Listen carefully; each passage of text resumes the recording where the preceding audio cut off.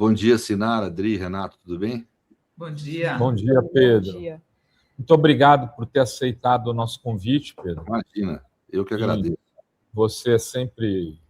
E num dia como hoje, um dia quente, né? E que é um dia difícil também para uma pessoa que está nativa e que conhece os ministros, provavelmente conhece o ministro Toffoli, deve ter convivido com ele antes de ser ministro do Supremo.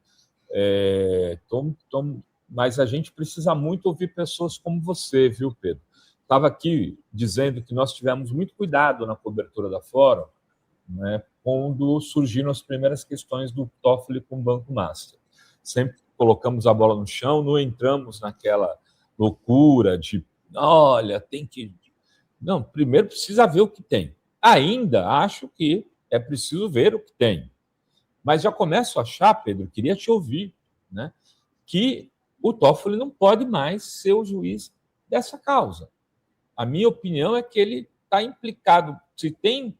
A Polícia Federal apresentou provas, se isso que está se dizendo é verdade, de que ele teria conversas com o dono do Banco Master, o Vorcado, que implicava, inclusive, em pagamentos, que é isso que está se dizendo.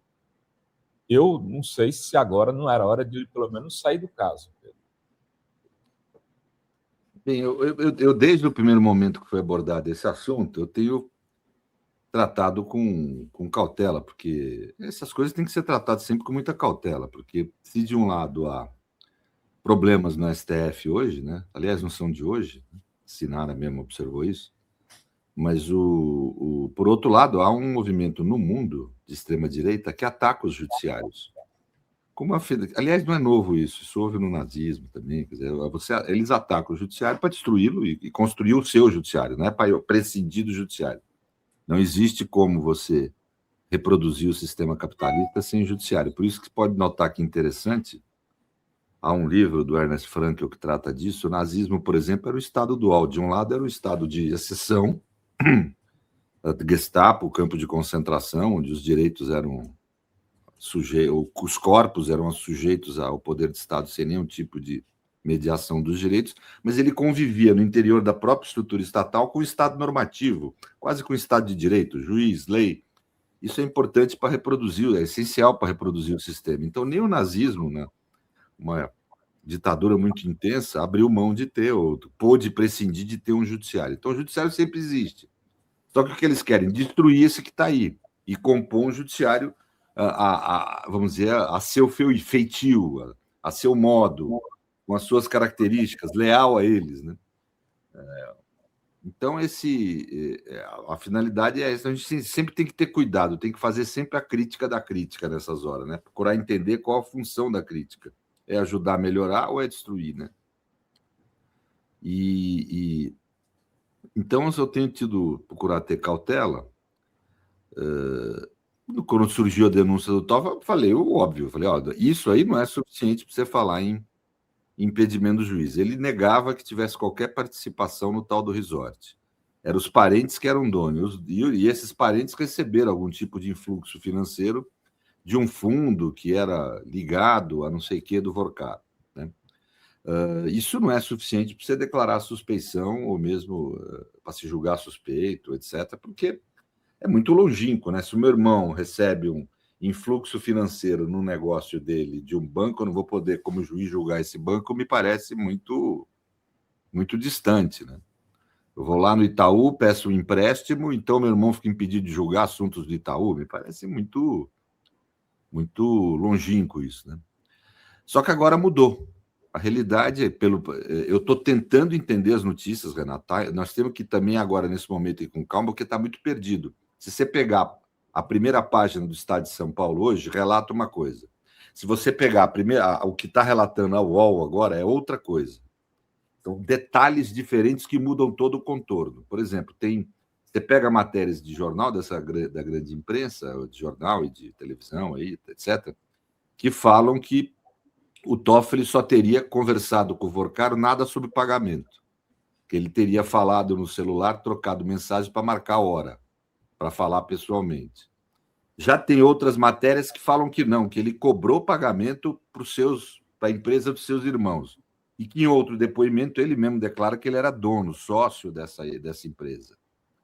Ou seja, são situações que muito diferentes. Alguma delas aí que eu relatei implicam em crime, outras não implicam em nada. O meio termo aí, se julgar suspeito apenas, né? Então, eu acho que a gente tem que ir com um pouco de calma para apurar os fatos. O problema aí é saber os fatos, né? Agora, efetivamente, ficou grave. Não tem o que... Tem que ser apurado, tem que se verificar, porque quando você verifica o todo das notícias e o que foi vazado, digamos assim, da Polícia Federal, né, não há como, primeiro, acho que muito difícil ele sustentar não ser suspeito, se isso permanecer. Ele permanecer no julgamento do caso me parece pouco sábio, inclusive da parte dele, né, pouco sábio, além do problema jurídico. E acho difícil de sustentar juridicamente se ele pediu para o Vorcaro, por exemplo, um pagamento para fazer para a empresa dos irmãos que ele era sócio. Esse tipo de situação, pediu diretamente para o dono do banco, eu aí realmente acho que, por exemplo, ele tem que imediatamente se julgar suspeito. Já deveria ter se declarado suspeito antes. Vejam, se declarar suspeito não quer dizer que você condenar, você reconhecer nenhum crime ilícito, é uma situação objetiva. Não posso julgar esse caso porque tem uma relação com uma das partes, é melhor o caso para a imparcialidade do juízo, para a imagem de imparcialidade que tem que ter também, não basta ser honesto, tem que parecer honesto, etc. Então, ou seja, não basta ser imparcial, tem que parecer ser imparcial. Então, nesse tipo de caso, ele já deveria ter se declarado suspeito. É muito grave se esses fatos que eu relatei aqui forem verdadeiros, a história do pagamento, do não sei o quê, se isso tudo for verdadeiro, é muito grave ele permanecer no caso. Ele pode levar à nulidade no futuro, e isso isentar os réus. É muito grave, não é algo... eu acho que seria uma medida de sabedoria o ministro, pelo menos do caso, se afastar. Inclusive para ele sair desse foco que ele está, né? Ele alivia esse foco. Mas tudo bem, acho que não é um problema estratégico, é um problema de justiça. Você não pode permanecer num caso que apura irregularidades de dirigentes de um banco que você ligou para eles, pediu para pagar uma empresa que você é sócio. Isso não... Se for verdadeiro, isso pode ser não ser, porque tem outras matérias que falam outras coisas. Então, nós precisamos assentar um pouco e verificar o que realmente ocorreu. Mas, assim, a aparência não é boa. Eu estava no sinal verde para a conduta dele, e hoje eu estou no amarelo, quase vermelho. Então, é assim, mas, assim, por uma questão de seriedade, a gente tem que aguardar os fatos e ver o que está acontecendo, né? Pedro, eticamente, tá? Eu queria entrar no aspecto ético, porque me dá arrepios ver o ministro Toffoli como se fosse o senhor Herc da Ilha da Fantasia recebendo convidados num resort. Né? Essa promiscuidade, a gente até falou sobre isso em Brasília, não atrapalha o judiciário? Como é que o ministro tem um resort onde ele recebe pessoas que, porventura, podem ser investigadas? Eu acho tão estranho tudo isso, Pedro. Olha, eu acho muita coisa estranha. Eu tenho um pai que faleceu, que era promotor, um tio que ainda está vivo, muito querido, muito chegado a mim, que é juiz, aposentado, né? Magistrado aposentado. Essa história, por exemplo, há uma relação com advogados, por exemplo. É muito comum você ver qualquer ministro, qualquer juiz, aí tem amigo advogado. Cara, pra você ter uma ideia, Sinário, eu sou co-coordenador de um grupo de estudo conhecido aí no meio do direito. Pessoal mais progressista, digamos assim, né? Em que quem co-coordena comigo esse grupo é um juiz da vara da Fazenda. Nós temos uma combinação, eu e ele. Apareceu qualquer caso meu na vara dele, isso jogo impedido. Entendeu? Jogo suspeito, né? Perdão. Impedido, né, no caso. Não tem nem discussão isso, porque aí a gente fica solto, tudo bem. Aí a gente é amigo, toca o grupo de estudo, dá risada, vem nas minhas festas, não tem problema nenhum. Né? Agora, essa história de eu sou advogado, sou amigo do advogado e me mantenho julgando o caso em que ele atua, isso veja, desestrutura a justiça. Um advogado de uma parte você nem conhece, o outro você toma café, é isso. Né? A pessoa tem que se julgar impedida naqueles casos. Isso às vezes sai e as pessoas nem notam. Né? Eu vou tomar a liberdade de falar o que eu talvez não devesse.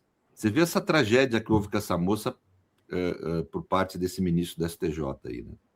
Uma atitude intensa e tal. Mas deixa eu te fazer uma pergunta. Aquela advogada, a mãe dela, atua no STJ. O que ela estava fazendo na casa do ministro no fim de semana? Que intimidade é essa? Ou ele se julgava impedido, impedido em todos os casos que ela atuava? Me parece que não. Porque qual que é o problema disso? Você cria um desequilíbrio entre as partes. Um advogado tem acesso, vai no fim de semana, passa férias. Vai me dizer que ele vai ouvir da mesma forma as duas partes? Não é humano, então? É isso?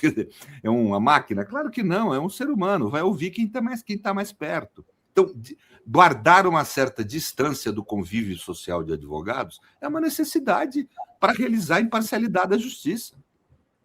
Não estou dizendo para não ter amigos históricos, aquele cara que é amigo de infância, mas aí se julga impedido, não atua nos casos dele. Por quê? Porque, mas não tem problema, o Supremo decidiu que pode ter relação com o advogado, não pode ter se for parte. Uma decisão errada do Supremo, me desculpe. Abre espaço para o lobby, abre espaço para um tipo de prática que é inadequada a uma justiça democrática. Né? Eu acho que não só Supremo, qualquer juiz que tenha algum advogado que goze de alguma intimidade com ele, atuando como profissional, mesmo tem que se julgar impedido. Isso me parece óbvio. Né? Agora, é ilegal ele atuar? Não, porque há essa decisão do Supremo. Para isso é que serve o Código de Conduta.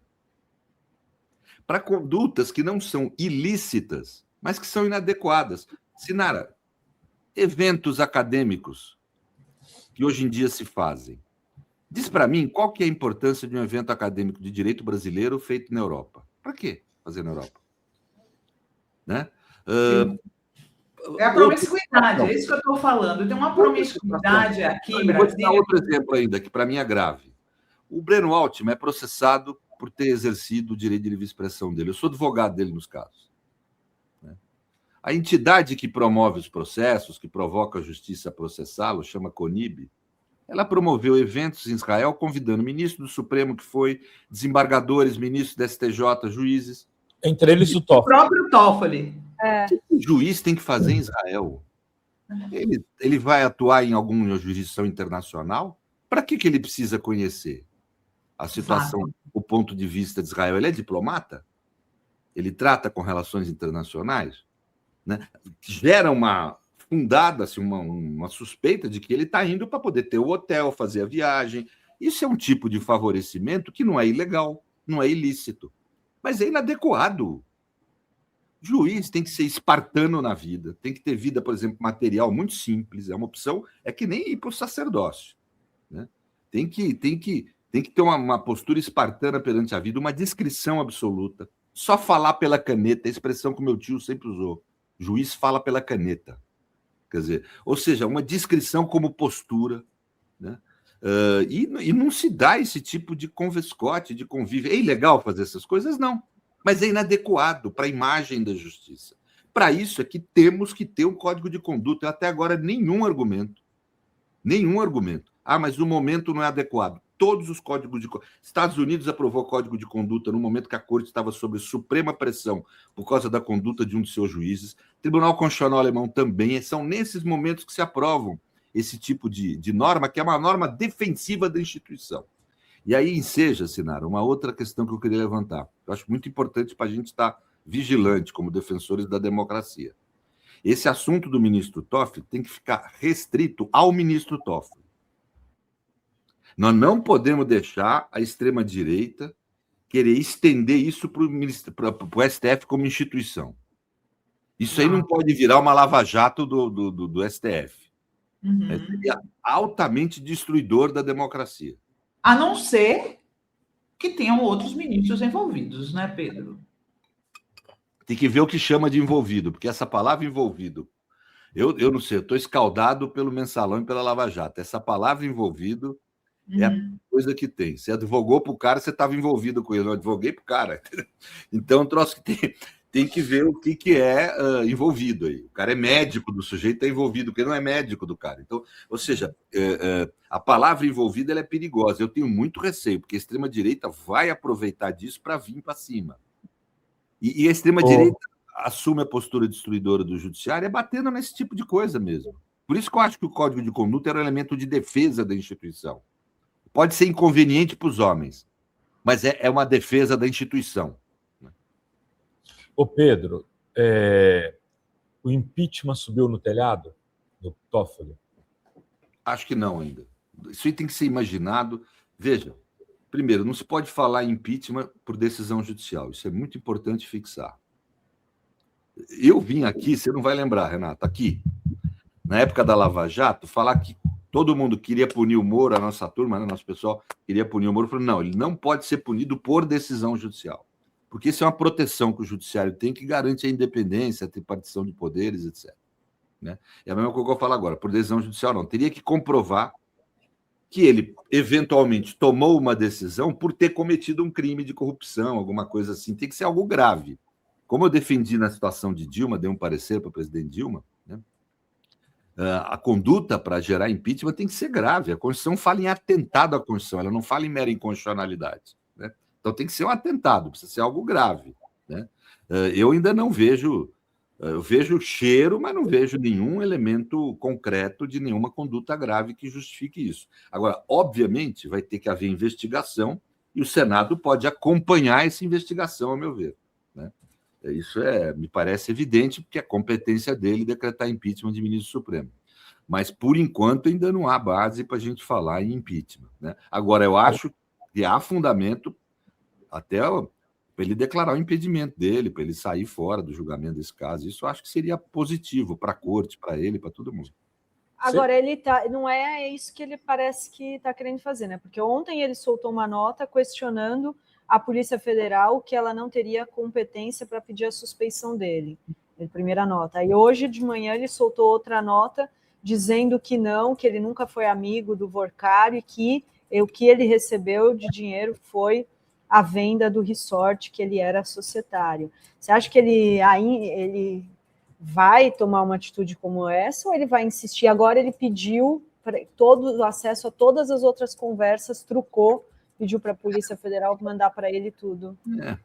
Há uma forte suspeita, eu não estou dizendo que houve isso, né, mas há uma forte suspeita que o Vorcari e o Master operaram uma organização criminosa, uma suposta organização, não estou acusando ninguém, que realizou atos de corrupção e de penetração no poder de Estado, em todos os poderes, segundo o próprio, parece que Vorcari se gabava, é o que falam na mídia. Numa situação dessa, é evidente que não é adequado, me parece, que o ministro que conduz o caso e julgue tenha, vamos dizer, a possibilidade de ter recebido pagamentos desse banqueiro. Não é, nesse caso, pela sensibilidade dele, eu acho que seria mais do que jurídico, seria sábio o ministro sair fora desse assunto. Porque, tudo bem, ele quer o quê? Ele quer ver, ele quer substituir a PF na investigação, ele já deu algumas decisões nesse sentido. Isso tudo é muito estranho. Isso tudo é muito estranho. Não é o normal. E ele ter colocado sigilo no caso é escandaloso. Não acho que não. Aí não. Aí é a única coisa que eu divirjo de todo mundo. Uma investigação, para ser eficiente, precisa ser sigilosa. Não existe investigação eficiente com esse nível de vazamento. Eu ia fazer essa crítica. Se uma crítica pode ser feita agora à PF, é o fato dela estar vazando informações. Isso prejudica a investigação. Por exemplo, o investigado pode tomar medidas, né, de sumir com prova, de construir defesa. Né? E não estou dizendo que é errado a pessoa construir defesa, mas tem que ser o momento certo para fazer isso. Pode realizar atos que impeçam, prejudiquem as investigações. Então, assim, vazar informação é ruim para quem é investigado, porque sujeita ao cara um linchamento que ele não tem condição de defesa, né? E é ruim para a própria investigação, que retira a eficiência dela. Isso eu falei muitas vezes aqui. Né? Então, eu acho que nesse ponto tem razão. O que ele não tem razão é ter querido interferir na investigação da PF de forma indevida, a meu ver, Senado. Querer designar perito, ele escolher perito, não é ele que tem que escolher perito. Né? Ter feito ter cogitado de fazer aquela cariação, né? O jeito do Banco Central tomou suas medidas, não há nenhuma suspeita de nenhum ilícito por parte do Banco Central e não houve divergência, quer dizer, não é que foi ouvir um, ouvir o outro e houve divergência depois, não houve divergência. Ele iniciar os depoimentos pela cariação, eu nunca vi isso. Então, ou seja, são decisões que eu diria que equivocadas, que merecem respeito e tal, mas que são decisões equivocadas, né? E que, para mim, implicam essas decisões de uma interferência indevida na investigação. Agora, o manter sigiloso, ele está certo, tem que ser sigiloso mesmo. Só que deixar a PF investigar, né? Senão... Ou seja, resumindo aí, você me corrija se eu estiver errado. Você acha que ele deveria se afastar do caso, que não há motivo para impeachment, que o caso deve permanecer sob sigilo, sim, e que o Senado passa a ter... aí o Senado é que não, vai o Senado avaliar... não pode, a meu ver, não pode interferir no sigilo, mas ele pode obter as informações... Terminadas diligências, o Senado pode ter acesso ao conteúdo das investigações. O mais importante agora, Renato, é a PF poder investigar. Ter espaço e liberdade para isso. E cobrar da PF sigilo. O agente delegado que vazar a informação tem que ser punido. Tem que ser punido. Tem que sair fora, tem que perder o cargo. Aqui no Brasil é essa festa. Qualquer caso importante é vazamento seletivo todo dia. Isso não pode haver. Prejudica o investigado, os direitos dele, né? E, portanto, os direitos de todos nós, e tira eficiência da investigação. A impressão que dá, eu não sei se você tem a mesma impressão, Renato, é que esse Vorcaro é um cara com teias, que ele criou, e deve ter um monte de político, etc., envolvido nesse assunto. Quer dizer, é muita gente interessada em prejudicar essa investigação. Vazar ela é o jeito de melhor destruir ela, né? Então, eu acho que realmente me preocupa muito esses vazamentos que tem havido. E pior que são seletivos e parciais e fica truncado. Eu dei um exemplo aqui. Você pega a matéria que está na primeira página do Estado de São Paulo, é um tipo de relato. Você pega o UOL, é outro tipo de relato. E aí tem a da CNN, quais são as contradições? Você anotou as contradições de uma ou de outra? Eu me lembro, por exemplo, uma fala... Tem matéria, agora não vamos lembrar qual veículo. Claro, não precisa. Só as contradições. Tem matéria, estou falando só dos grandes, tá? Dos grandes veículos. Tem matéria que fala que a conversa telefônica do Toffoli, o contato telefônico do Toffoli com o Vorcaro foi só marcar conversa pessoal, que não tem nada. Tem outra matéria que fala que o Toffoli pediu pagamento. Olha como é diferente. Uma conduta pode não significar nada. A outra tem que ser investigada. Qualquer pagamento... O pagamento pode até ser legítimo, tem que ver, tem que investigar, não dá para passar sem investigação. E eu falo aí não só um problema de suspeição e impedimento, eu falo em uma investigação de uma conduta ilícita. Então começa a pegar outro tom. Então são assim, versões muito diferentes, né? Uma da outra. Então, mas por que isso? Porque neguinho vai aqui, um agente vaza um pedacinho lá, o delegado vaza outro pedaço lá. Isso não pode, pô. Isso destrói a investigação. Né? Por exemplo, e se tudo isso for conversa? O Toffoli mal teve contato com o cara, foi tudo legítimo. Pô, cara, você está destruindo o ministro do Supremo desse jeito? Né? Então é grave também, não dá para aceitar esse tipo de vazamento, até porque normalmente esses vazamentos têm alguma estratégia política por trás. Né? Normalmente não é coisa inocente. Né? Tudo bem, o delegado quer criar vínculos com o jornalista e ter espaço na mídia, faz parte da vida, a gente sabe, tá bom. Né? Ele está cometendo um crime, está vazando, né? Por causa da vaidade dele. Agora, não é só isso, normalmente tem estratégia de ação política por trás, então tem que tomar cuidado com isso. Né? Então, eu queria até dizer isso, porque é o seguinte, eu não estou aqui defendendo o Toffoli, mas por que só o Toffoli? Por que não apareceu, por exemplo, o Ibanez? Cujo banco de Brasília colocou 12 bilhões de reais no... Não, e o Vorcaro, segundo a mídia, no depoimento dele, falou que o Ibanez sabia de tudo, sabia da natureza dos títulos oferecidos em garantia, né? Ou seja, que foi conversado e negociado com o Ibanez. Isso, uma das partes fala isso. Quer dizer, e o Ibanez está fora. E o Vorcaro falou isso em depoimento formal na polícia. Quer dizer, e o Ibanez está fora, quer dizer, E os outros políticos? Quem são esses políticos, cara? A PF vai falar do Toffoli, dá nome. Mas os políticos que eles falam. Ciro Nogueira. E aí? Quem são esses Ciro políticos? Nogueira que propôs a emenda master lá para aumentar o fundo garantidor. Não, e o Cláudio Castro. Que colocou 1 bilhão dos servidores, né? que Então, quebrou o Fundo de Previdência do Rio por conta disso. É isso. E o Alcolumbre, Pois é, que já está articulando a substituição do Toffoli. Já tem uma articulação em Brasília para que o Rodrigo Pacheco seja o ministro no lugar do Toffoli. Já está se conversando isso. Gente. Quer dizer, eles não só vão tirar o ministro, que eles ainda querem colocar o deles. E o cara que é presidente do Senado, com todo carinho e respeito, é um dos envolvidos. Porque o Fundo de Previdência do Amapá foi indicado por ele. Pois então, mas é que você tem essa situação. Hein?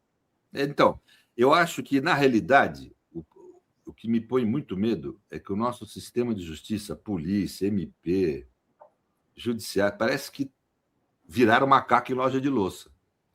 Por exemplo, você tende a mídia a ter uma visão mais simpática da PF. Por quê? Porque é fonte da notícia. Quer dizer, o sujeito que é fonte troca a informação por vender a versão dele. E o jornalista, em vez de realizar a sua função, que é investigar, entra nesse papo. Né? Os gringos chamam de jornalismo de acesso, isso é a pior falta ética que um jornalismo pode ter numa democracia. Um jornalista pode ter na democracia. Quer dizer, então, não dá para ser assim, a gente tem que analisar com distância.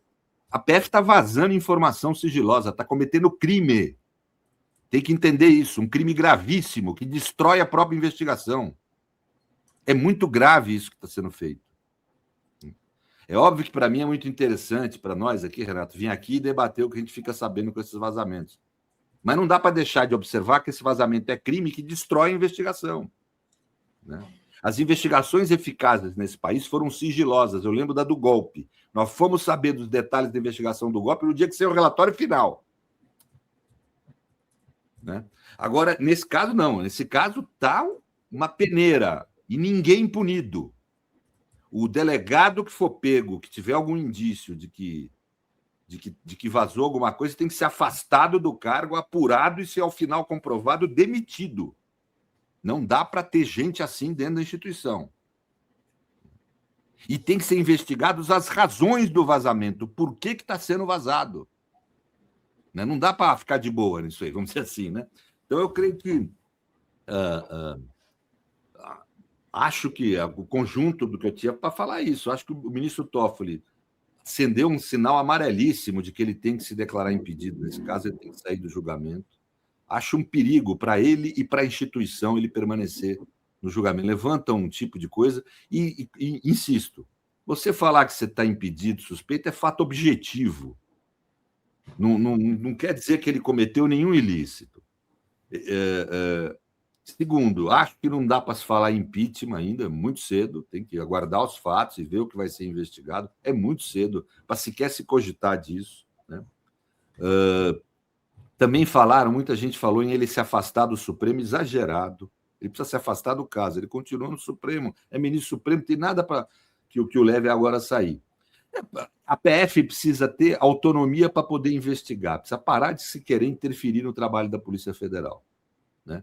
Em especial num caso que envolve tanta gente que tem poder.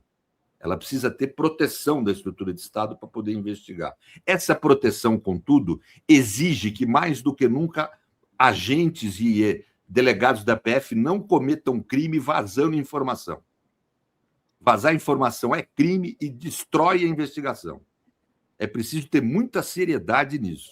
Né? Não dá para levar na festa. Né? E a mídia tem que compreender, o Nassif usou uma frase que eu achei excepcional outro dia, que é a essência disso, né? A mídia tem que entender que atender o interesse público, trazer a público informações, não é fazer o espetáculo.